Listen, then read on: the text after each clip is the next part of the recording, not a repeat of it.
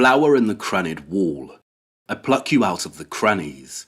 I hold you here, root and all, in my hand, little flower. But if I could understand what you are, root and all in all, I should know what God and man is.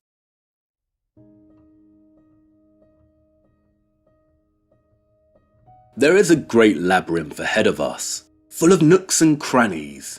We are on a quest for hidden keys to gain a better understanding of medieval architecture and why it originated in the Middle Ages. What does a better understanding mean? Well, it all started with two Frenchmen, didn't it? Mr. Falconelli told us that the cathedrals once held a mystery, and Mr. Victor Hugo told us that classical architecture, which arose during the Renaissance of the 1400s and reigned until the beginning of the 19th century, had a dead set agenda on replacing and in turn destroying the medieval architecture of the Middle Ages. Together, these two Frenchmen suggest that medieval architecture had a secret that a force in our world did not want us to know about. So we're going to put them to the test. Is there a lost secret? Could Falconelli be correct? Do the cathedrals really hold a great mystery? Well, I can tell you right now, no, Falconelli is not correct. There is no lost secret, and the cathedrals do not hold a mystery. No, they hold many. That's right, the mysteries of the cathedrals, plural. You know medieval architecture, don't you? Of course you do. If we were playing a word association game and picked the word medieval, you'd shout knights on horseback, dragons, castles, moats, kings. And if I said the word Gothic, I bet you shout the following: dark, ghosts, cemeteries, monsters, bad makeup. And if I pick cathedral, maybe you'd shout gargoyles, spires, God, bells, prayer, choir, holy. You see, the third one, cathedral, yields better results. But if you combine the two, Gothic cathedral, what are you left with? A dark shadow over a divinely inspired structure. A slightly problematic and confusing stereotype that has a long and, I'd argue, deliberate historical formulation. You know medieval and Gothic architecture. I know you do. Those imposing wonders of stone geometry entered our collective imagination a long time ago. They haunt the misty moors of Wuthering Heights and Jane Eyre. They birthed monsters such as Frankenstein and Dracula. They summon the spirits in The Lady in Black and The Turn of the Screw. Their chambers contain devilish portraits such as Dorian Gray's. They populate fantastical realms where dragons, men, elves, orcs and sorcerers battle over magic rings. They are formed of the same stonework that clasps Arthur's sword. The medieval architectural style ignites the imagination like no other. And the cathedrals, minsters, abbeys and churches. If you live in Europe, then you don't have to venture far until you can spot one. This is especially true if you live in a country like England. I don't think you can travel 10 miles in a country like this before you see one on your horizon. Spires and towers pierce the twilit, bruised skies above, like the upturned rusted swords of fallen Mercian kings. In towns like Lincoln, Lichfield, York, Wells, Gloucester, Peterborough, the cathedrals tempt and beckon a person's imagination. Come with me, they say, back through the foggy, lamp-lit lanes of lost time to an era in which England may not have been part of a broken kingdom, but something else entirely. But did you know that despite their stereotypical reputation as settings for the macabre and the eerie, many used to be painted inside? I'm not lying. Some 19th century Gothic revival pieces pay homage to the style's painted past. Many interiors of these divine structures were a kaleidoscope of brilliant colour. And if you have a keen eye for it, you can still today see remnants of the paint in so many of these structures. Sometimes it's more obvious.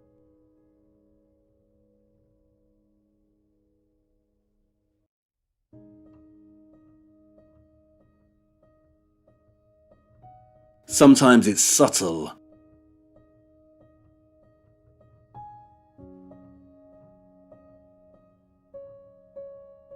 And sometimes it's almost unnoticeable, almost faded beyond recognition.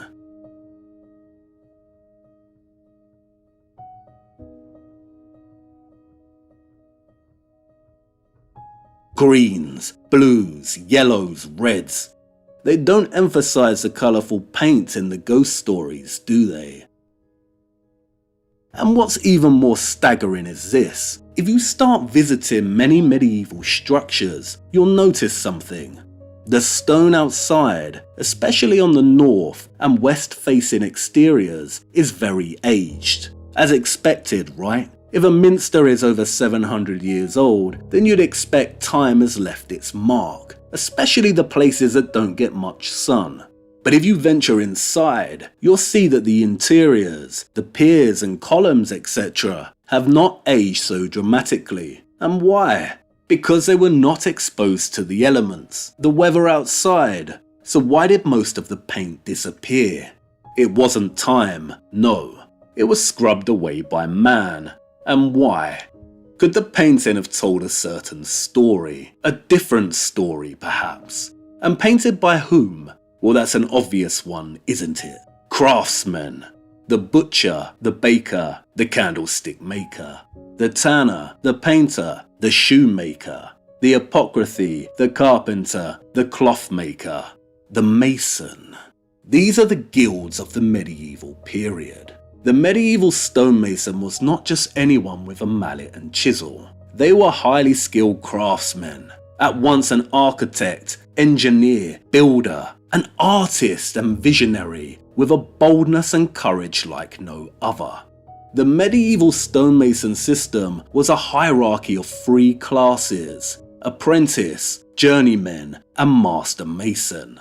The master mason oversaw a legion of different craftsmen, all working in unison to complete different aspects of these magnificent structures. And in the hunt for faded patches of paint, you may stumble across something else no less extraordinary: the mason's signature on the stone. They are usually in the form of little geometric shapes. Each shape is an individual mason's specific mark. It means a particular mason carved that particular block. I enjoy nothing more than hunting these out. Sometimes sites document all the mason's signatures and can point them out to you, but most of the time you have to seek them out.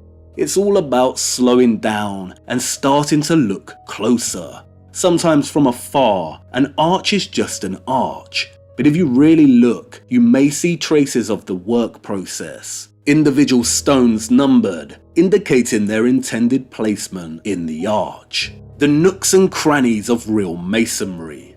Southwell Minster is one of my favourite medieval structures of all time, and it holds one of the most stunning treasures in the world, its octagonal chapter house. If you can, then don't wait. Go and see for yourself the Leaves of Southwell, the finest stonework in all of England.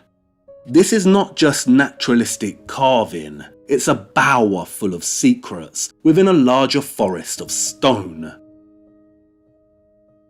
The leaves, fruit, flowers are accompanied by animals, hounds catching hares, birds perching, and not just leaves, but buttercups, maple, wormwood, vine, oak, hawthorn, ivy, a rose, flower in the crannied wall. Look at the sublime arches and capitals. Each piece of stone is one block, and the masons have carved the leaves out of the same block, somehow hollowing the space behind them. Look at the star-ribbed ceiling and its centerpiece. And every time you visit, you discover something new. It's full of surprises hidden away. For instance, this capital holds a secret, and you have to sit down and look up to spot it. What's above and behind the leaves here on the capital? 2 little stone pigs tucked away and grazing. And it's not just Southwell. The attention to naturalistic detail is found all across medieval and Gothic stonework.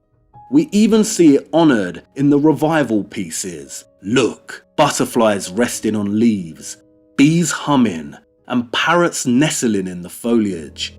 There's always a surprise waiting to be found. You see this little nugget of stone right here? That's a little mouse.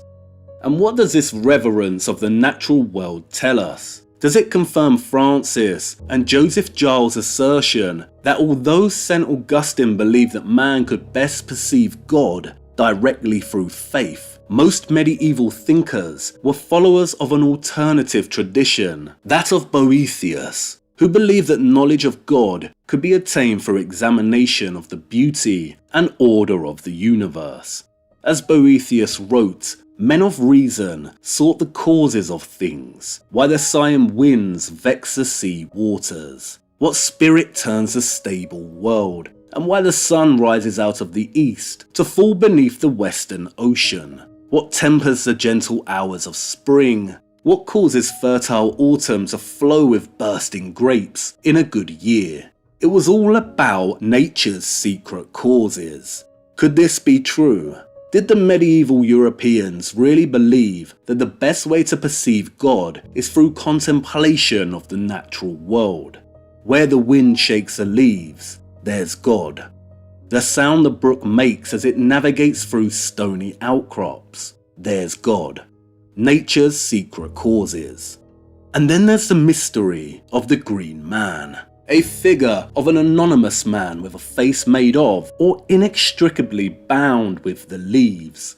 He's found everywhere throughout medieval architecture, usually hidden away somewhere out of obvious sight. He's the Where's Wally of medieval architecture, and you can have some fun travelling around from site to site trying to locate him. But what does he represent? A pagan god, a woodland spirit, a demon. Here he is at Southwell, with leaves ushering from his mouth. There are many green men to be found within this chapter house. Is he a pagan demon? Or perhaps he is a reminder, as Nigel Coates puts it, of the elemental link between man and nature. We come from the earth and we go back to it. Or as Tennyson said about his little flower, if I could understand what you are, root and all in all, I should know what God and man is. Nature's secret causes. They don't show you the naturalistic carvings in the horror movies, do they? And did you know that many, not all of them, but many cathedrals, minsters, abbeys and churches are cardinally aligned, especially in England? The choir is usually a line pointing toward the east, and the nave the west. Why would that be? Perhaps the skeptics would say, because Christianity is secret sun worship. But could there be another reason why a large majority of these structures, but not all, are aligned like this? If you're ever lost when out hiking around the European countryside and you've forgotten your compass but stumble across an ancient church, you may just be in luck. The nooks and crannies, the secrets and mysteries, we're after them. There is a great labyrinth ahead of us, so what's it all about? I am going to try and tell a story of the Gothic with a particular focus on the United Kingdom and Europe by extension. But no, that doesn't really cut it. Gothic is not the right word. Gothic architecture was born in the 12th century and ended in the 16th century. Our inquiry transcends this period. I will also be exploring what came before. Okay, how's this? I am going to try and tell a story of medieval architecture and the Middle Ages with a focus on Europe. That's better, but not spot on. As you will see, medieval architecture transcends the Middle Ages. We will also be looking at both antiquity, the time period before the Middle Ages began, and modernity, the time period that followed. And although I will be focusing on Europe, this does not mean that geographic spaces and nations outside of its boundaries are not important. nor does it mean that I will not be exploring and drawing on them to inform my arguments. What it means is I do not have the experience or jurisdiction to make a real argument for the architecture outside of Europe. Why? Because I cannot go and explore it firsthand. When I do discuss spaces outside of Europe, I will be engaging with them in an academic sense, i.e. with the historical literature, the arts, photographs and so on. The complexity is terribly hard to summarize. I think I put it better earlier. Our two Frenchmen suggest that medieval architecture had a secret that a force in our world did not want us to know about. So we're going to put them to the test. Much better. I am hoping what we discover will help shed some light on other matters, two of which I will outline now. The first is a certain theory that's been floating around for some time now. Have you heard of it? That there was a mud flood or cataclysm that took place at some point between the 17th and 19th centuries, and as a result wiped out a previous civilization that built all the amazing structures of the past. And not only that, but many of these structures were originally constructed as technology to generate energy. The second is the work of Anatoly Fomenko. Many do not realize that Fomenko's work was actually the central driving influence in the conception of the mud flood reset theory. While we will explore Fomenko in detail much later, a very basic summary of his work is that roughly 1,000 years of our chronology are fabricated through means of phantom copies or duplication of other historical events. And that antiquity, as we know it, the Romans, the Greeks and Egyptians, actually occurred during the Middle Ages. Fomenko's work is fascinating and worth reading, even if you do not agree. And as you will see, I both disagree and agree with Fomenko on a lot of points. Through all of this, I will be making a handful of arguments of my own in relation to the Middle Ages and medieval architecture, spanning topics such as technology, historical fabrication, theology and spirituality, social and economic politics. And it's worth outlining now some central, overarching questions that I intend to ask and investigate.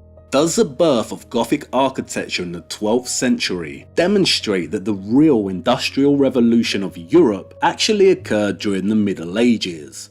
Was the Industrial Revolution that took place in Great Britain between 1760 to 1820 not really a technological revolution at all, but an applied expansion of pre-existing technology and formulated with the aim of destabilizing Europe and establishing globalization, and by extension, globalism?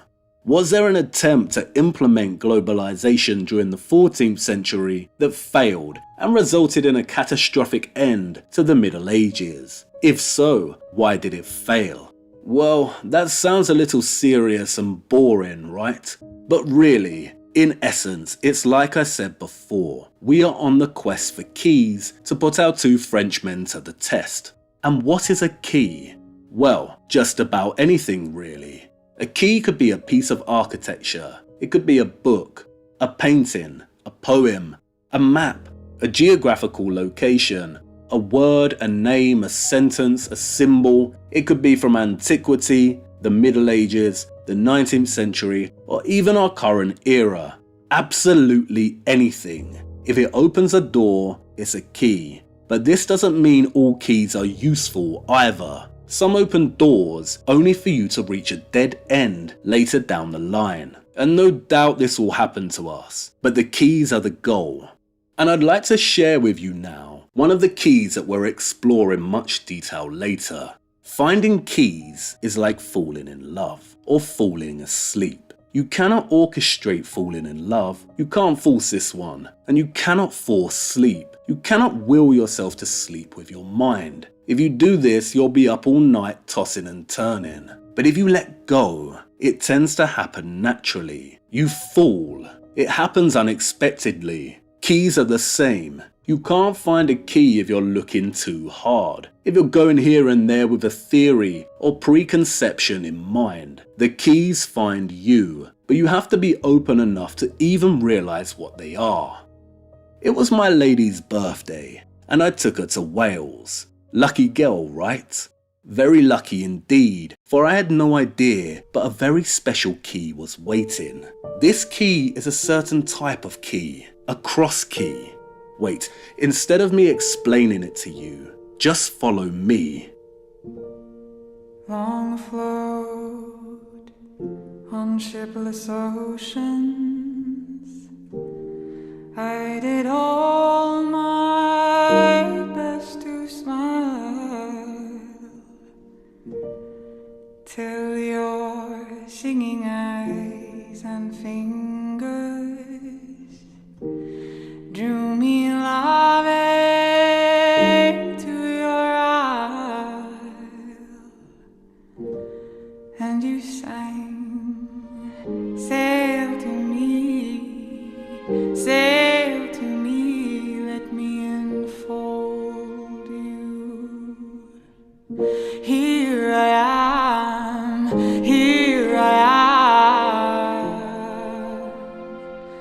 waiting to hold you.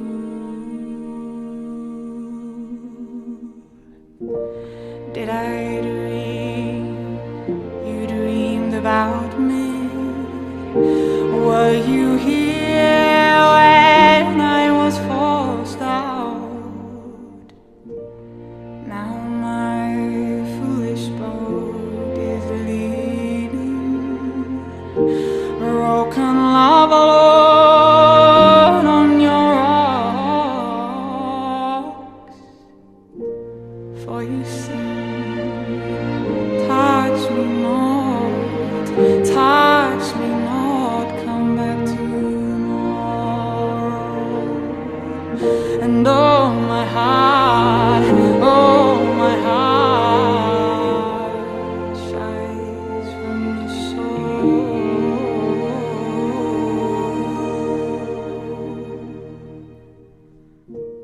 Well, I'm as puzzled as a newborn child, I'm as riddled as the tide. Should I stand amid the breakers, or should I lie with death my bride? Hear me sing, swim to me, let me enfold you. Here I am,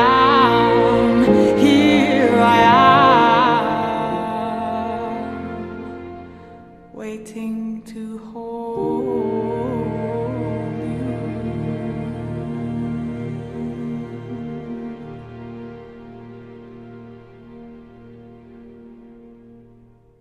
Do you know what this is? This is the living waters. St Winifred's Well in Holywell, Wales. It is a spring that comes from deep within the earth. And look, it bubbles delicately into this magnificent Gothic structure and sparkles in this star before travelling into this pool.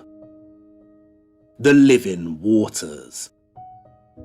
In 1189, Richard I is said to have visited the site to pray for the success of his crusade. It has been a site of pilgrimage for almost 1,000 years of recorded history. Holywell is the Lourdes of Wales. The spring produces miraculous healing waters, of which reports, according to Paul Burns, go back to the early medieval period. The living waters from deep within the earth. And look above the spring. Look at this structure. These special springs are everywhere across the United Kingdom, most now forgotten and out of sight. But not all. In a region named Derbyshire, they still practice the ritual of Christian well dressing that stems from the Middle Ages. And again, the waters of these springs are also reported to produce miraculous cures. The site of Holywell now chlorinates its spring water. What a tremendous shame. A cross key. It opens 2 doors. What doors? Well, firstly it gives us real evidence of the presence of the living waters within a Gothic structure. And what else? The mud. Look a little closer and reset your mind. What happens if I raise the ground here? What are we left with? A grassy path to a church and a little chapel. What's under your feet? The mud flood as an isolated worldwide cataclysm is a very weak theory, and in Stolen History's reality check, Thomas Christian Leibel teases nuance when he asks whether the mud flood could not have been an isolated incident, but something that's occurred multiple times in our history. And what an excellent question. There was no mud flood in the United Kingdom, but something certainly occurred multiple times over the last few hundred years. Look again, raise the ground. Have you ever considered culverting? A culvert is a man-made structure that channels water past an obstacle. In essence, it's a subterranean waterway or a sewer. They come in all sizes. They can be used to redirect water, for sewage, even transport, and it's been going on for centuries. You have to shift a lot of land to build culverts. When they are found beneath roads, they are frequently empty. Who famously built the roads? In The Lost Rivers of London, Nicholas Barton tells us there exists, unknown to most Londoners, a whole system of underground rivers beneath the streets, as intricate and mysterious as those which pour from cave to cave in the heart of the Pyrenees. There was no mud flood in the United Kingdom. No, there was a burial. Perhaps multiple burials since the Renaissance, beginning with the erasure of the medieval. The ground is always raised around these medieval structures. A mud flood would not be so selective, but sometimes, like with Holywell, the ground isn't raised to bury the entire lower half, and there are clues. See here, what's inside? A crypt, or perhaps something else. Did there exist a lost guild? Who were the Cistercians? Were they really monks? Revo, Tintern, Buildwas, Furnace, Fountains, Cistercian abbeys. Who dissolved them? Who destroyed and buried them? The living waters, nature's secret causes, buried long ago and made secret. Even in a place like London, UA Thamthorpe puts it beautifully.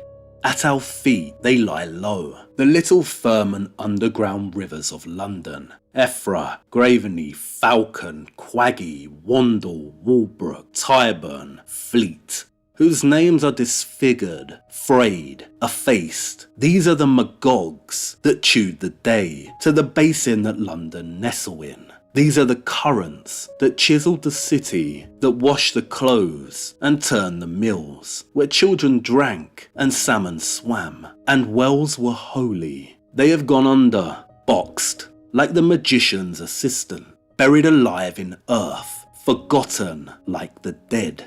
Boxed, forgotten like the dead, buried like the dead. Where do we bury the dead? Tennyson wrote his poem, Flower in the Crannied Wall, at Wagoner's Wells in East Hampshire, England. It's a series of man-made ponds with connecting streams. They created the ponds in the 18th century. There are so many examples such as this all over the country. You see, all those old watercourses and streams from the springs had to go somewhere. You can't just shut them off. They must be redirected, pulled, repurposed as fountains, controlled. The creation of many English stately homes in the 18th century serve as an example of a redirected, repurposed and revised medieval water system. When it comes to the medieval, so much of it traces back to water. Have you ever seen this medieval plan of Canterbury Cathedral? Can you see all the green, yellow and red lines? Do you know what they are? That's a water system. fonts, piscinas, it runs throughout the entire structural complex. I have found many keys that testify to, hint at, and underline the communion between medieval architecture and the natural living waters, but only in Europe and primarily the United Kingdom. Like I said, I don't have the experience to talk about the rest of the world, but what an incredible proposal. Imagine if people from all over the world could go on a treasure hunt in their own particular nation, region, or town to investigate the potential presence of ancient watercourses and springs, to examine whether they interacted with their own medieval and architectural history, and whether they were boxed like a magician's assistant.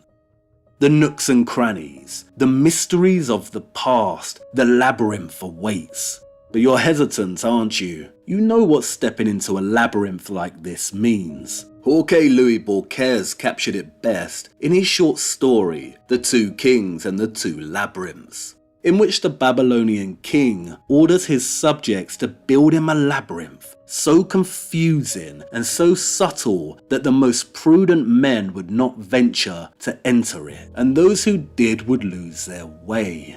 Each step we take through this labyrinth is a chapter, an inquiry, a portrait, a puzzle, a paradox, a conundrum that we would try to unravel and examine. But there are no guarantees. We are going to be playing riddles in the dark, and I cannot give you assurance that we will solve them. What is the purpose of a labyrinth? To make you lost. And it does make you wonder, doesn't it? Why on earth anyone would enter such a frightening structure? Quite simply, to revel in their own bewilderment. It's time to begin. Oh, and I almost forgot, an important question. You don't have a phobia of minotaurs, do you? No? Well, that's good news. Just me then. Okay, enough chit chat. Let's get going. Our first puzzle isn't going to solve itself.